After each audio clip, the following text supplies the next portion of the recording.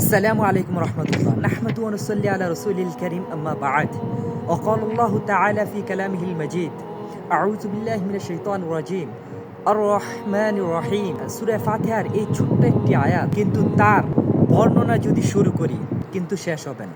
আর রহমান রহিম পরম করুণাময় অসীম দয়ালু আল্লাহর নামে।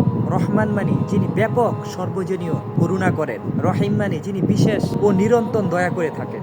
আল্লাহ তাআলা যদি আমাদেরকে দয়া না করতেন, আল্লাহ যদি আমাদেরকে করুণাই না করতেন, তাহলে আমি আপনি এই পৃথিবীতে 1 মিনিটের থাকার ক্ষমতা রাখি না। কারণ আমরা যে সমস্ত অপকর্ম করি, আল্লাহ তাআলা যে আমাদেরকে দুনিয়াতে পাঠাইছে, আমরা তো তার শুকরিয়া আদায় করা দূর থাক, বিপদে পড়লে তাকে স্মরণও করি না।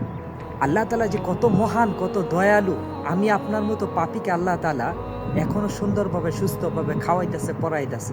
কিন্তু আল্লাহ তাআলা শুকরিয়া আদায় করার জন্য বলছে, আল্লাহ তাআলা ইবাদত করার জন্য বলছে, আমরা কতটুকু ইবাদত করি। আল্লাহ তাআলা সবাইকে ভালো রাখুক এবং আমার রহমান, আমার রহিমের ইবাদত বন্দেগী করার তৌফিক দান করুন। আমিন।